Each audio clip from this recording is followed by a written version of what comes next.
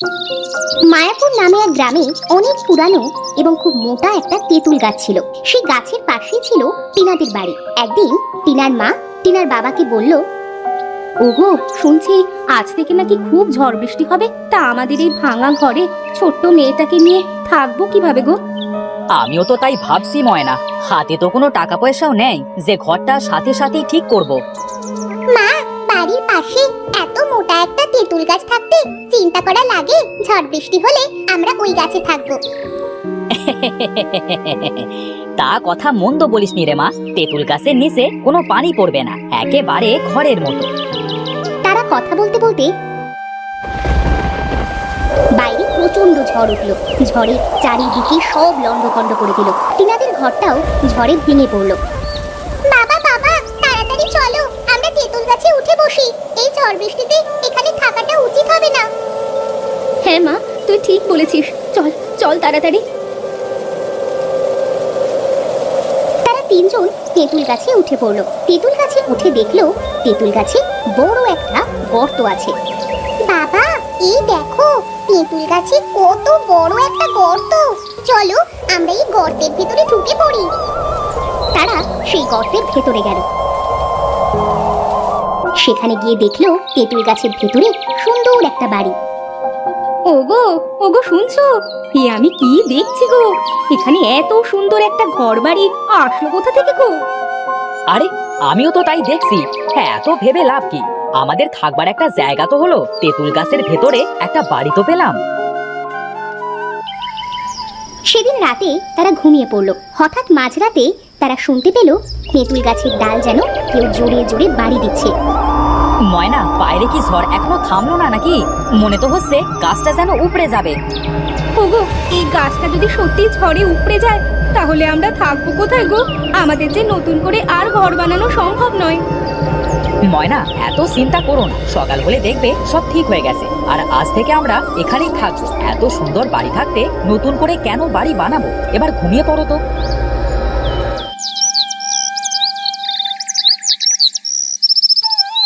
পরের দিন সকালে চারিপাশে একদম নিস্তব্ধ হয়ে গেল। মতি তার বউকে বলল, হ্যাঁ গিন্নি, এই ঠান্ডা আবহাওয়ায় গরম গরম খিচুড়ি বসাও তো। হ্যাঁ মা, এত সুন্দর একটা বাড়ি পেলাম, তার জন্য তো আমরা গরম গরম খিচুড়ি খেতেই পারি। পাগনা বুড়ি, তোরা বস, আমি এক্ষুনি তোদের জন্য রান্না করে আনছি। ময়না গেল রান্না করতে। এদিকে তেঁতুল গাছে থাকতো দুই পেতনি।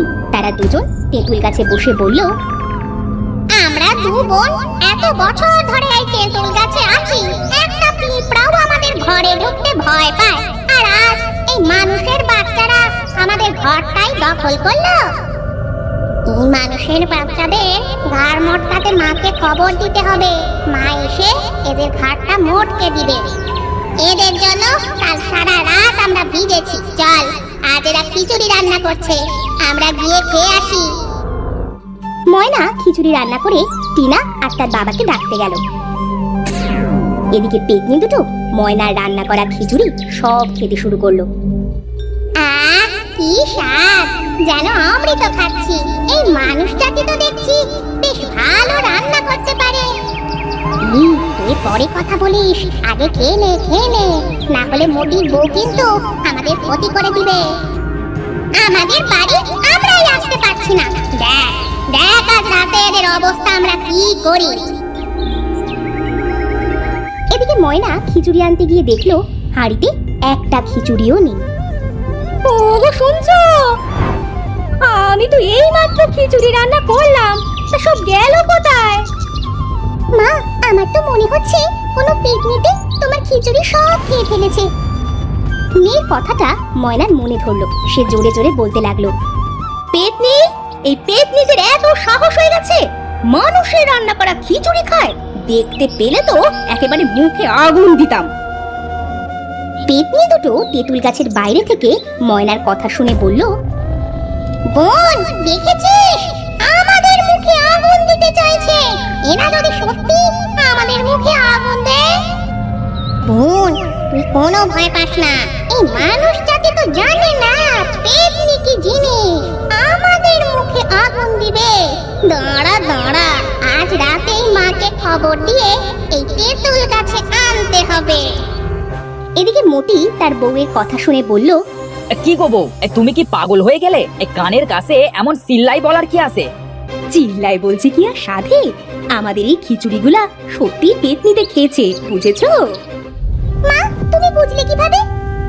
সময় হলে তোরাও বুঝতে পারবি। এই বাড়িটা সাধারণ কোনো বাড়ি না, এটা পেতনিদের বাড়ি। পেতনি যে কিভাবে তাড়াতে হয় তা আমারও জানা আছে। তুমি আবার পেতনিদের কি করবে? সেটা সময় হলেই দেখতে পাবে। তেঁতুল গাছে তো অনেক তেঁতুল হয়েছে, চলো আমরা তিনজন আজ তেঁতুল খেয়ে আসি। তারা তিনজন গেল তেঁতুল গাছে তেঁতুল খেতে।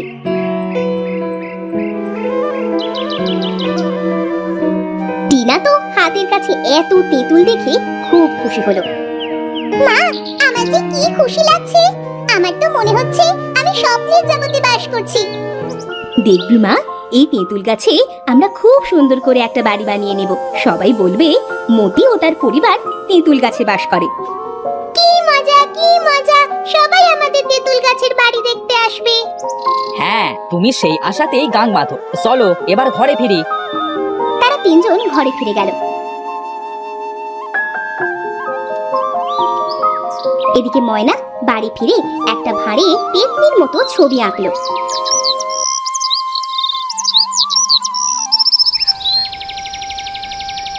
এটা আবার কি করবে? সময় হলে দেখতে পাবে। অনেক রাত হয়েছে, চলো ঘুমিয়ে পড়ি। তারা শুয়ে পড়ল।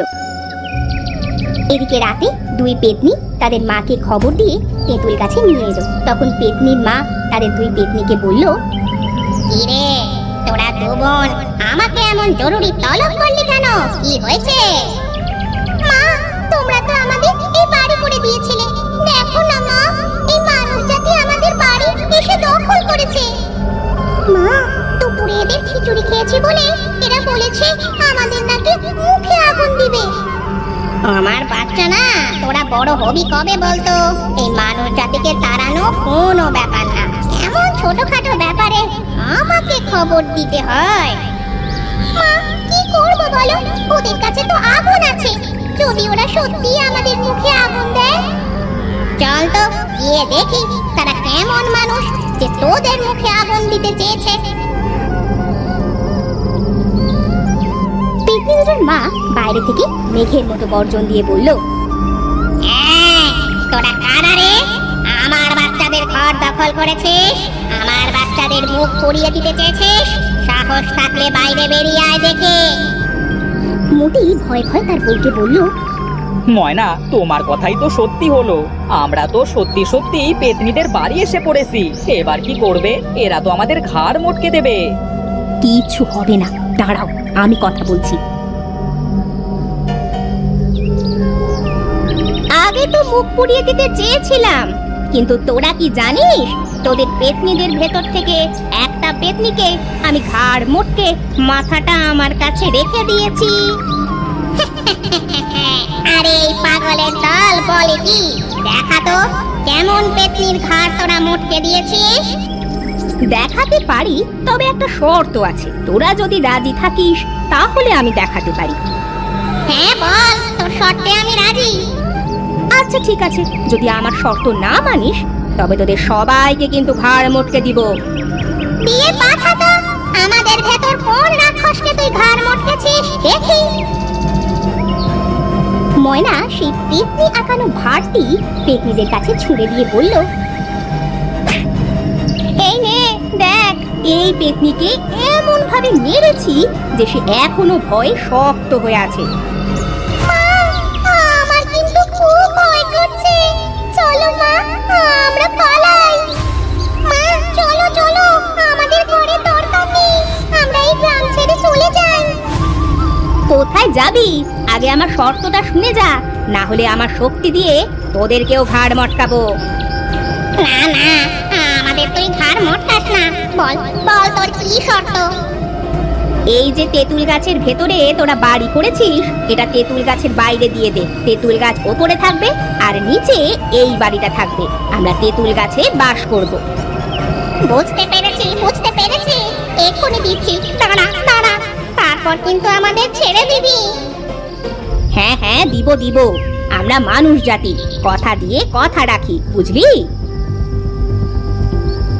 পেতনি দুটোর মা তার জাদু শক্তি দ্বারা তাদের তেঁতুল গাছটা ওপরে আর তেঁতুল গাছের নিচে একটা বাড়ি করে দিল এবং রেগে মেগে দুই পেতনিকে বলল, গাধার বাচ্চারা, এত জল্লাদ মানুষ তো আগে বলবি, চল চল পালা এখান থেকে, পালা।